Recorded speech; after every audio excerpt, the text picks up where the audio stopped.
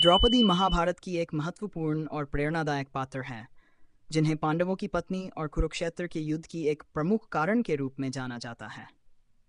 उनकी कहानी न केवल महाभारत के महाकाव्य का एक अनिवार्य हिस्सा है, बल्कि वह साहस, धैर्य, नारी शक्ति और न्याय की मांग के प्रतीक के रूप में भी देखी जाती हैं। यहाँ पर द्रौपदी की कहानी को विस्तार से वर्णित किया गया है, जिसमें उनके जीवन के प्रमुख घटनाओं और उनके महत्व पर प्रकाश डाला गया है। प्रारंभिक जीवन और विवाह। द्रौपदी का जन्म द्रुपद नरेश के घर हुआ था, जो कि पांचाल देश के राजा थे। उनका जन्म अग्नि से हुआ था और इस कारण उन्हें अग्निसुता भी कहा जाता है। द्रौपदी का एक भाई था, धृष्टद्युम्न, जो द्रौपदी के साथ अग्नि से प्रकट हुआ था।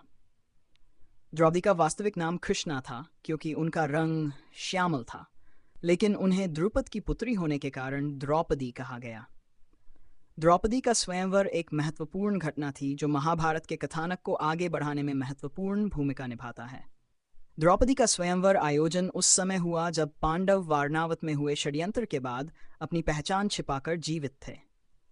स्वयंवर में अनेक राजाओं ने भाग लिया, जिनमें कौरव और पांडव भी शामिल थे। स्वयंवर की शर्त यह थी कि एक विशाल धनुष को उठाकर मछली की आंख को लक्ष्य बनाकर जल में उसकी परछाई देखकर तीर चलाना होगा। यह कार्य अत्यंत कठिन था और केवल अर्जुन ही इसे सफलतापूर्वक कर सके। द्रौपदी ने अर्जुन को पति रूप में चुना और इसी के साथ द्रौपदी का विवाह पांडवों से हुआ। हालांकि जब अर्जुन द्रौपदी को लेकर अपने घर पहुंचे तो उनकी मां कुंती ने बिना देखे कहा, जो भी लाए हो आपस में बांट लो। इस निर्देश का पालन करते हुए द्रौपदी पांचों पांडवों की पत्नी बन गई। यह विवाह एक अद्वितीय उदाहरण था, जिसने भविष्य में होने वाली घटनाओं की नींव रखी। इंद्रप्रस्थ और जुए का खेल। पांडवों ने द्रौपदी के साथ मिलकर इंद्रप्रस्थ नाम एक महान नगर की स्थापना की, जो उनके शासन का केंद्र बना।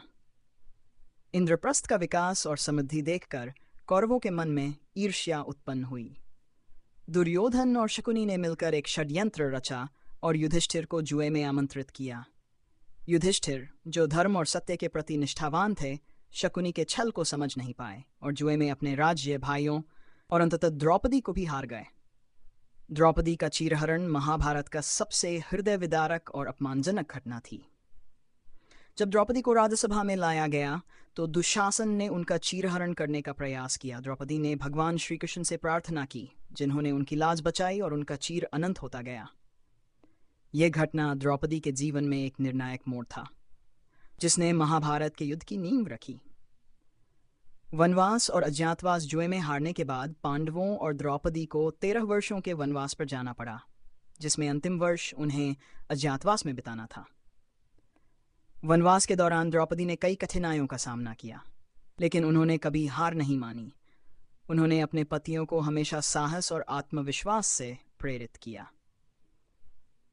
वनवास के दौरान की घटनाओं ने द्रौपदी के चरित्र को और भी सुदृढ़ और महान बनाया।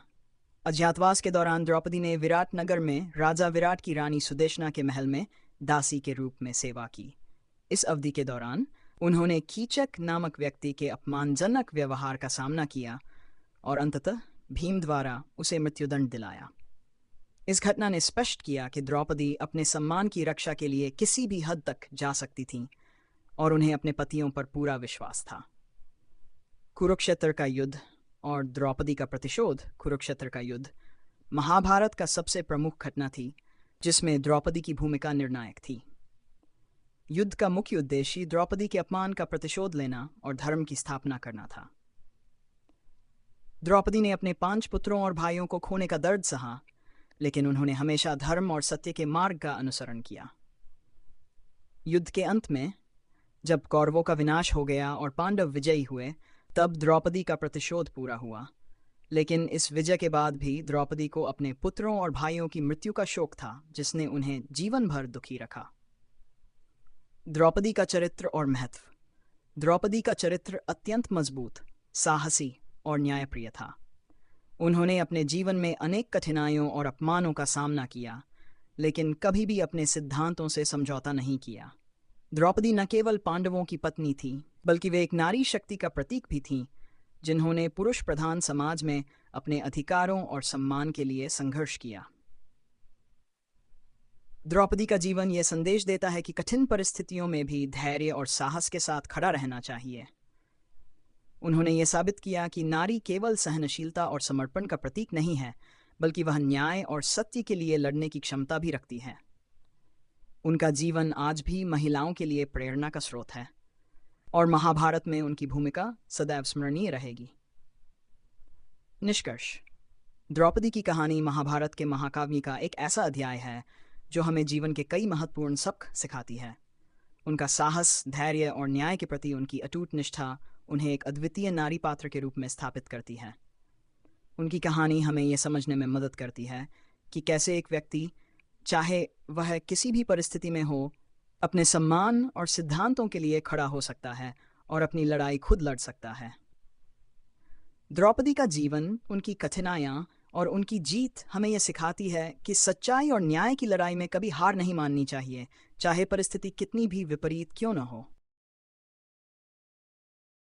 शकुंतला भारतीय साहित्य और संस्कृति में एक महत्वपूर्ण और आदर्श नारी पात्र हैं, जिनकी कथा का वर्णन महर्षि वाल्मीकि द्वारा रचित महाभारत और महाकवि कालिदास के प्रसिद्ध नाटक अभिज्ञान शाकुंतलम में मिलता है। शकुंतला की कहानी प्रेम, पीड़ा, वियोग और पुनर्मिलन की एक अद्भुत कथा है, जो सदियों से भारतीय साहित्य का एक अविचलित हिस्सा बनी हुई है। उनकी कहानी न केवल उनके व्यक्तिगत जीवन की घटनाओं का वर्णन करती है, बल्कि उनके माध्यम से मानव जीवन की कई गहरी सच्चाइयों को भी उजागर करती है। शकुंतला का जन्म और प्रारंभिक जीवन। शकुंतला का जन्म एक विशेष और असाधारण परिस्थिति में हुआ था। वे ऋषि विश्वामित्र और अप्सरा मेनका की पुत्री थीं। ऋषि विश्वामित्र, जो एक महान तपस्वी थे, अपनी कठोर तपस्या के कारण इंद्रदेव को चिंता में डाल देते हैं। इंद्रदेव को भय होता है कि विश्वामित्र की तपस्या से उनका सिंहासन खतरे में पड़ सकता है, इसलिए वे मेनका को भेजते हैं ताकि वह ऋषि की तपस्या को भंग कर सके। मेनका अपनी सुंदरता और मोहिनी शक्तियों से विश्वामित्र को मोहित करती हैं, जिससे ऋषि की तपस्या भंग हो जाती है। इस मिलन से शकुंतला का जन्म होता है। हालांकि विश्वामित्र को जब अपनी तपस्या भंग होने का एहसास होता है, तो वे मेनका से दूर हो जाते हैं और जंगल में लौट आते हैं। मेनका भी स्वर्ग वापस लौट जाती हैं, लेकिन अपनी नवजात बेटी को वन में छोड़ देती हैं। उस वन में शकुंतला का पालन पोषण महर्षि कण्व द्वारा किया जाता है, जो उन्हें अपनी पुत्री की तरह प्रेम करते हैं। इस प्रकार शकुंतला वन में ही बड़ी होती हैं और प्रकृति के बीच अपना जीवन व्यतीत करती हैं। दुष्यंत और शकुंतला का मिलन। शकुंतला की कथा का अगला महत्वपूर्ण चरण उनके और राजा दुष्यंत के प्रेम के रूप में आता है। राजा दुष्यंत हस्तिनापुर के एक महान राजा थे। एक दिन जब दुष्यंत शिकार के लिए वन में जाते हैं, तो वे कण्व ऋषि के आश्रम में पहुंचते हैं। वहां उनकी मुलाकात शकुंतला से होती है, जो उस समय आश्रम के अन्य कार्यों में व्यस्त होती हैं। शकुंतला की सुंदरता और विनम्रता से प्रभावित होकर दुष्यंत उनके प्रति आकर्षित हो जाते हैं। शकुंतला और दुष्यंत दोनों एक दूसरे से प्रेम करने लगते हैं। कालिदास के अभिज्ञान शाकुंतलम में इस प्रेम को बहुत ही मार्मिक और सुंदर ढंग से चित्रित किया गया है। दुष्यंत और शकुंतला का मिलन गंधर्व विवाह के रूप में होता है, जिसमें वे एक दूसरे को वचन देते हैं और दुष्यंत शकुंतला को अपनी अंगूठी देते हैं, जो उनके प्रेम और संबंध का प्रतीक होती है। हालांकि कुछ समय पश्चात दुष्यंत को अपने राज्य वापस लौटना पड़ता है। वे शकुंतला से वादा करते हैं कि वे शीघ्र ही उन्हें अपने साथ ले जाने के लिए लौटेंगे। लेकिन इस वादे के बाद शकुंतला के जीवन में एक बड़ी कठिनाई आती है, जो उनकी कथा का मुख्य संघर्ष बनती है। दुर्वासा ऋषि का शाप। शकुंतला, जो दुष्यंत के प्रेम में पूरी तरह से डूबी हुई थीं, उनके जाने के बाद भी उन्हीं के बारे में सोचती रहती हैं। एक दिन जब शकुंतला आश्रम में अपने कार्यों में व्यस्त थीं, तभी वहां ऋषि दुर्वासा पधारते हैं। दुर्वासा ऋषि अपने क्रोध के लिए प्रसिद्ध थे। जब वे आश्रम में आते हैं तो शकुंतला उन्हें उचित सत्कार नहीं कर पाती, क्योंकि वह अपने विचारों में दुष्यंत के बारे में ही सोच रही थीं। इस अपमान से क्रोधित होकर दुर्वासा ऋषि शकुंतला को शाप देते हैं कि जिसे वह इतनी तीव्रता से सोच रही हैं, वह व्यक्ति उसे भूल जाएगा। इस शाप से भयभीत होकर शकुंतला और आश्रम के अन्य ऋषि दुर्वासा ऋषि से क्षमा मांगते हैं। दुर्वासा ऋषि को जब अपनी कठोरता का एहसास होता है, तो वे शाप को इस प्रकार मोड़ देते हैं कि जब दुष्यंत को शकुंतला की कोई निशानी जैसे कि वह अंगूठी मिलेगी तब उन्हें सब याद आ जाएगा। वियोग और पीड़ा। दुर्वासा ऋषि के शाप के कारण दुष्यंत शकुंतला को पूरी तरह भूल जाते हैं। कई महीनों बाद जब शकुंतला गर्भवती हो जाती हैं तो ऋषिकन्म उन्हें दुष्यंत के पास भेजने का निर्णय लेते हैं। शकुंतला, जो दुष्यंत से मिलने के लिए उत्सुक थीं, अपनी पूरी उम्मीदों और विश्वास के साथ हस्तिनापुर के लिए प्रस्थान करती हैं।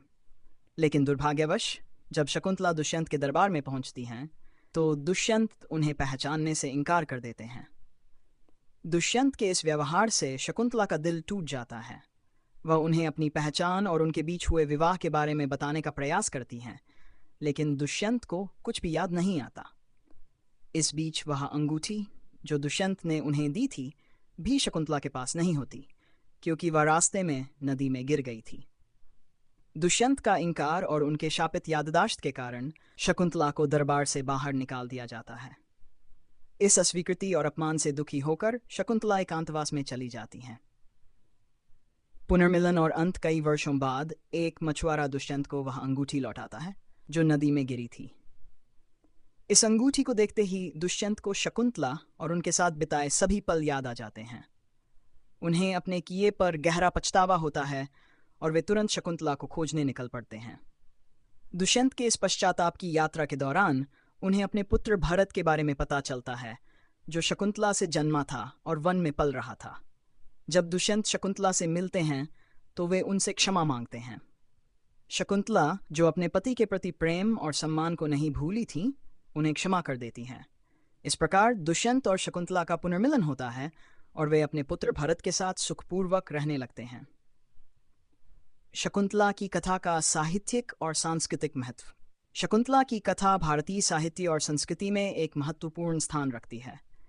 ये कथा प्रेम, वियोग, शाप और पुनर्मिलन के विविध पहलुओं को बड़े ही मार्मिक और सुंदर ढंग से प्रस्तुत करती है। महाकवि कालिदास द्वारा रचित अभिज्ञान शाकुंतलम न केवल संस्कृत साहित्य की एक उत्कृष्ट कृति है, बल्कि ये विश्व साहित्य में भी अपना एक विशेष स्थान रखती है। शकुंतला और दुष्यंत के प्रेम की ये कथा प्रेम और विश्वास की शक्ति को दर्शाती है। शकुंतला का चरित्र एक आदर्श नारी के रूप में प्रस्तुत किया गया है, जो अपने प्रेम और परिवार के प्रति निष्ठावान रहती हैं, चाहे परिस्थितियां कितनी भी कठिन क्यों न हो। शकुंतला की कथा हमें यह सिखाती है कि प्रेम और विश्वास की शक्ति कितनी बड़ी होती है और कैसे एक व्यक्ति अपने प्रियजन के प्रति अपने कर्तव्यों का पालन करते हुए कठिनाइयों का सामना कर सकता है।